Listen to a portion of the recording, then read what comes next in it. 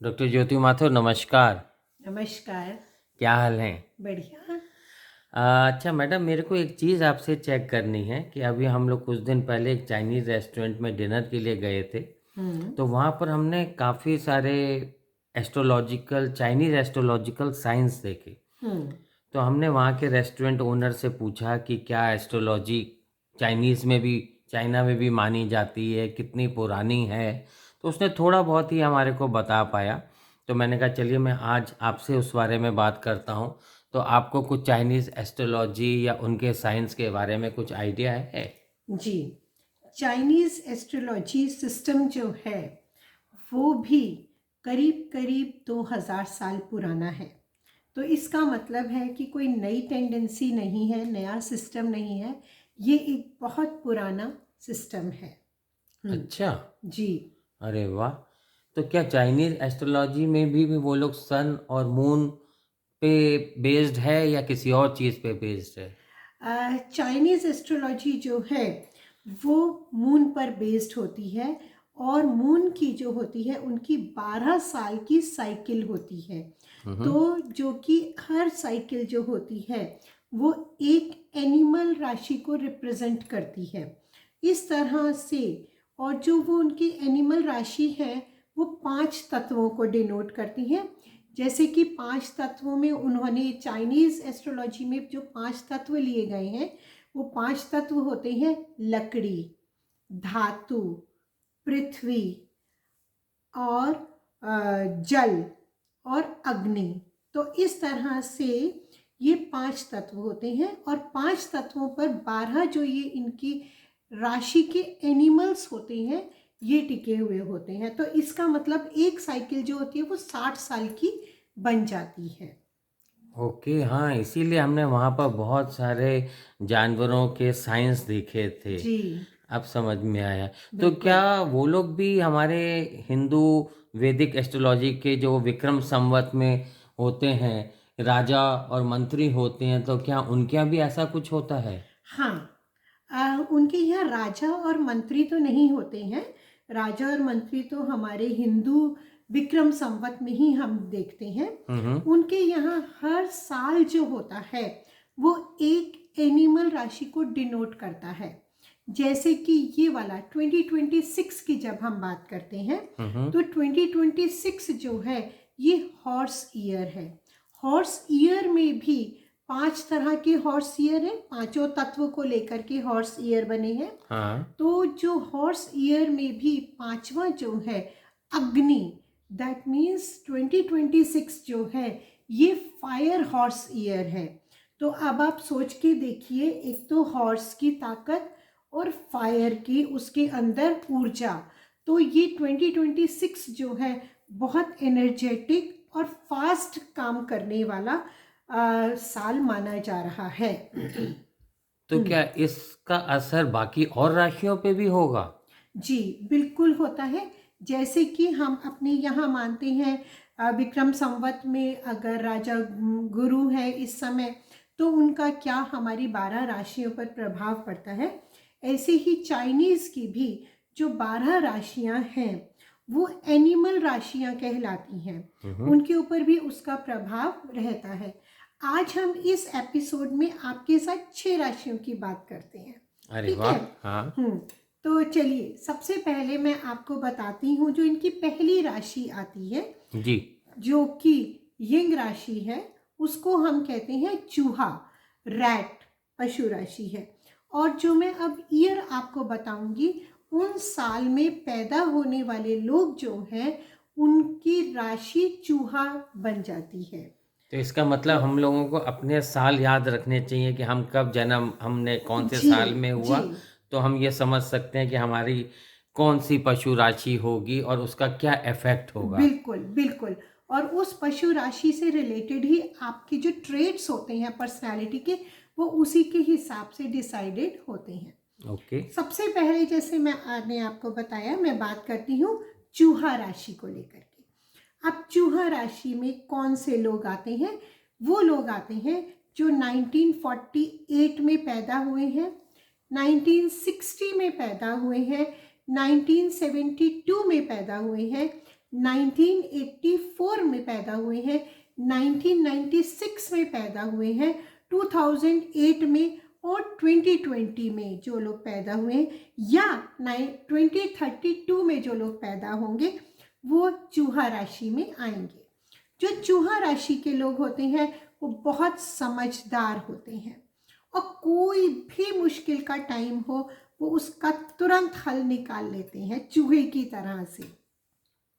अगर मैं 2026 fire horse year की बात करती हूँ तो ये ईयर जो है चूहा राशि के सभी लोगों के लिए कैरियर वाइज बहुत तेज़ी से आगे बढ़ने का टाइम आ रहा है, नई स्किल को सीखने का टाइम है, बट रिस्क लेने से आपको बचना होगा। ओके। आलस छोड़ेंगे तो हेल्थ भी आपकी अच्छी रहेगी, इसलिए आलस को बिल्कुल छोड़ दीजिए, हल्की फुल्की एक्सरसाइज करते रहिए। अरे वाह, ये तो बहुत ही इंटरेस्टिंग है, क्या बात है। अब आप दूसरी राशि के बारे में बताइए। जी, इनकी दूसरी राशि जो आती है ऑक्स यानी कि बैल राशि आती है। तो जो भी लोग 1949 में पैदा हुए हैं, 1961 में पैदा हुए हैं, 1973 में पैदा हुए हैं, 1985 में हुए हैं, 1997 में हुए हैं, 2009 में हुए हैं और 2021 में जो लोग पैदा हुए हैं वो सभी लोग बैल यानी कि ऑक्स की राशि में आते हैं। ये लोग जो होते हैं बहुत ट्रस्टवर्दी होते हैं और इनमें पेशेंस बहुत होती है। और अगर हम बात करते हैं 2026 के बारे में तो जो बैल ईयर वाले लोग होते हैं उनके लिए 2026 जो है वो लव लाइफ के हिसाब से बहुत अच्छा टाइम रहने वाला है। सेल्फ कॉन्फिडेंस उनका बढ़ेगा, लोग आपकी तरफ अट्रैक्ट होंगे और सब कुछ कंट्रोल करने की जगह अगर आप अपने बिहेवियर में फ्लेक्सिबिलिटी रखेंगे तो देखिए आपको सक्सेस भी तुरंत मिलती चली जाएगी। अरे वाह, मुझे तो बहुत मज़ा आ रहा है ये सब कुछ सुनने में। अब आप तीसरी राशि के बारे में भी बताइए। जी, इनकी तीसरी राशि जो है वो होती है खरगोश। अब आप ट्रेड्स देखते रहिएगा, जैसे खरगोश के जो ट्रेड्स हैं मैं उन्हीं की बात करूंगी, पर सबसे पहले मैं आपको बताती हूँ तीसरी यानी कि खरगोश राशि में कौन लोग आते हैं। वो लोग आते हैं जो 1939 में पैदा हुए हैं, 1951 में पैदा हुए हैं, 1963 में पैदा हुए हैं, 1975 में हुए हैं, 1987, 1999, 2011, 2023 में जो लोग पैदा हुए हैं वो खरगोश राशि में आते हैं। खरगोश राशि के लोग जो होते हैं ये बहुत शांत होते हैं, समझदार होते हैं, कला और संस्कृति से जुड़े हुए होते हैं और इनकी एक खासियत होती है कि ये दूसरों के सामने जब प्रेजेंट होते हैं तो बहुत प्रेजेंटेबल ढंग से प्रेजेंट होते हैं, ऐसे वैसे प्रेजेंट नहीं होते हैं। बात करते हैं 2026 इनकी लाइफ में कैसा होने वाला है।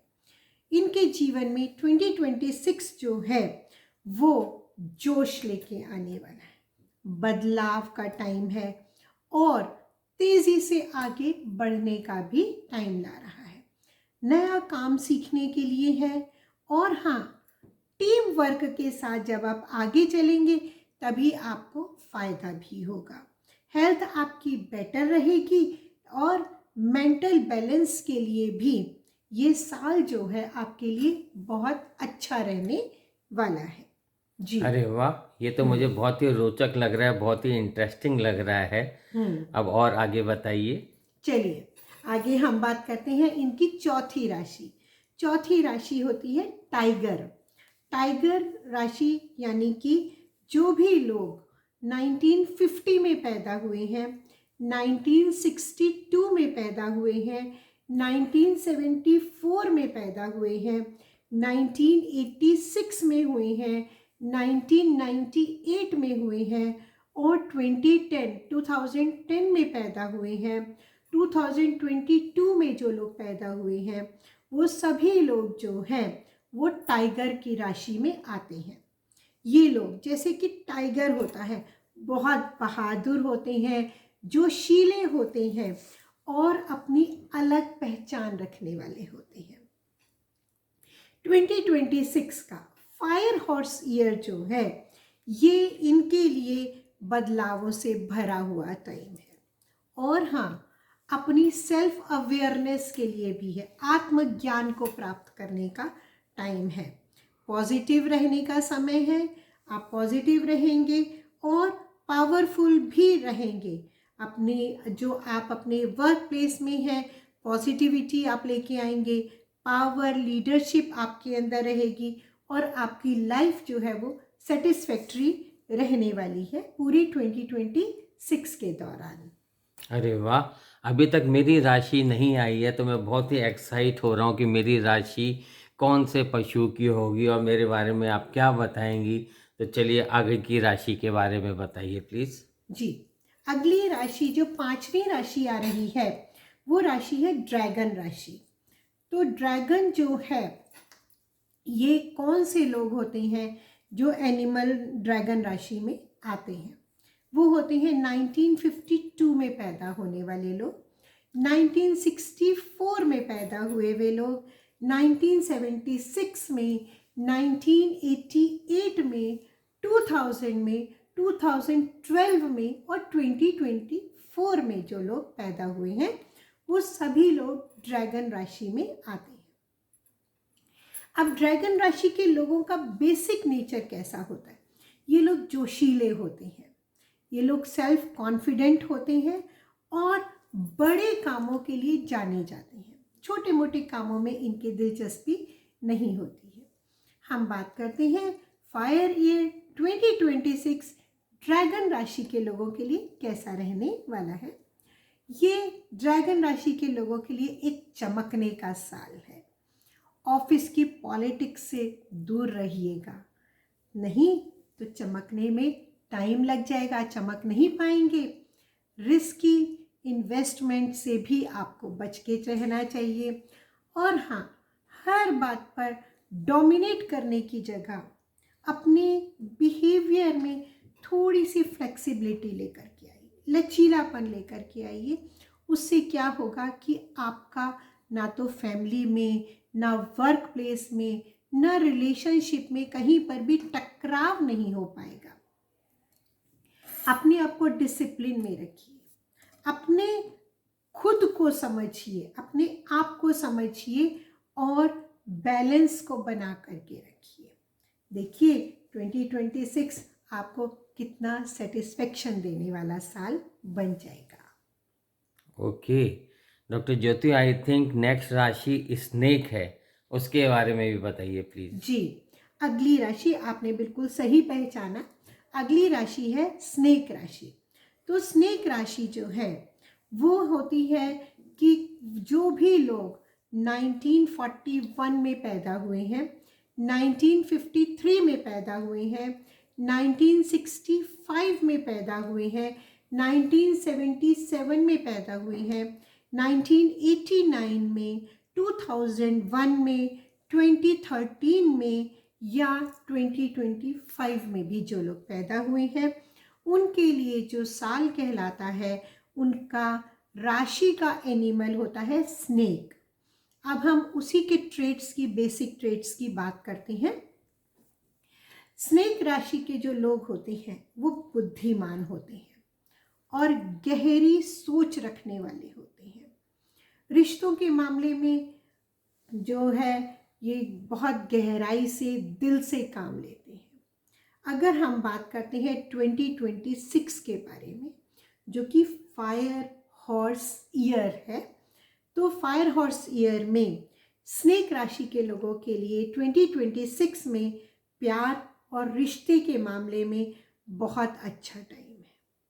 अगर कैरियर की बात करते हैं तो आपको लीडरशिप दिखाने के लिए अपॉर्चुनिटीज़ भी मिलने वाली हैं।